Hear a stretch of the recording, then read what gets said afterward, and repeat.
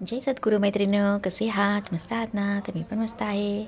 Ranjana recipe या चॅनलवर आपलं मनापासून स्वागत. तर आज नवीन रेसिपी घेऊन आलेली आहे मी. इडली बनवणार आहे रेशनच्या तांदळाची, एकदम जाळीदार, मस्त पांढरी शुभ्र. तर चला रेसिपीकडे पाहूया आपण. तर इथे मी सकाळी तांदूळ घेतले 3 वाट्या आणि सकाळी भिजत घातलेत 1 वाटी उडदाची डाळ. 3 वाट्या रेशनचे तांदूळ, 1 वाटी उडदाची डाळ. आणि मग संध्याकाळी म्हणजे 7-1 वाजता मी हे मिक्सरला असं फिरून घेतलेलं आहे. तर तुम्ही पाहू शकता, आपल्याला मिक्सरला असं रवाळेदार असं फिरून घ्यायचं आहे. जास्त एकदम बारीक नाही करायचं. आता त्याच भांड्यामध्ये ना मी उडदाची डाळसुद्धा अशीच फिरून घेणार आहे. तर तुम्ही पाहू शकता, इथे आपल्याला पाणी एकदम थोडं थोडं घालूनच हे बेटर करायचं आहे. आता आपण हे सर्व असं मिक्स करून घेऊया. तुम्ही पाहू शकता इथे आता आपलं हे बेटर आपल्याला असं पूर्ण मिक्स करून घ्यायचं आहे आणि रात्रभर आपल्याला हे असंच झाकून ठेवायचं आहे. जितकं आपल्याला फेटता येईल तितकं फेटून घ्यायचं आहे आणि असं रात्रभर आपण झाकून ठेवूया, म्हणजे छान असं फुलेल. तर या थंडीच्या दिवसात सुद्धा खूप छानपैकी आपलं बेटर असं एकदम फुललेलं आहे. तुम्ही पाहू शकता, मी यामध्ये अजून काहीच घातलेलं नाही. याच्यामध्ये मीठसुद्धा अजून घालायचं राहिलेलं आहे. तर बघा, मीठसुद्धा मी आत्ता म्हणजे चवीने घालून घेते. आता मी सकाळी ह्या इडल्या बनवणार आहे.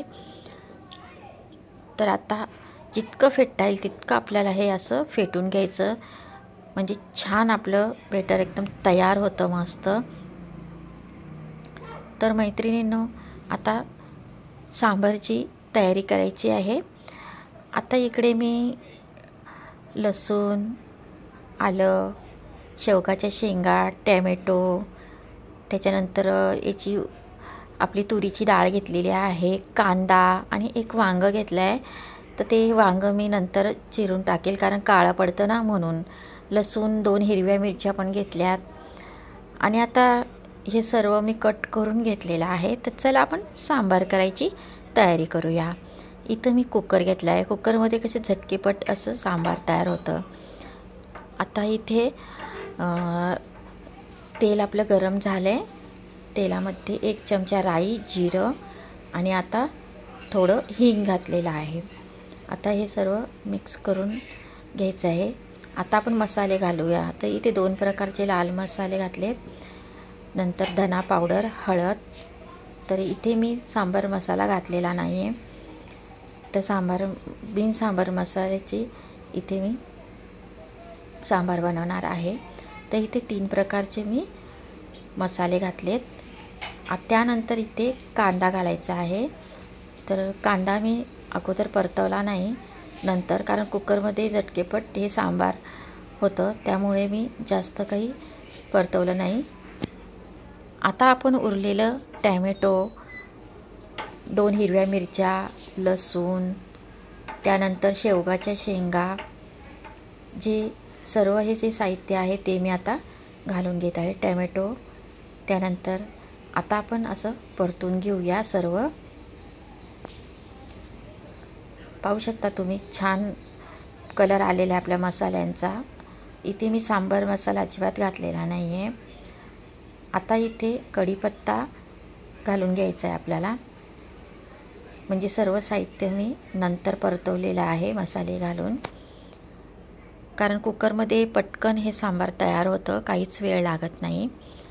आता इथे मी ते 1 वांगं घेतलेलं होतं ते सुद्धा कट करून घालत आहे, कारण आमच्या इथे वांगं कोणाला जास्त आवडत नाही, मुलांना सहसा नाही आवडत, त्यामुळे मी 1च वांगं घातलेलं आहे.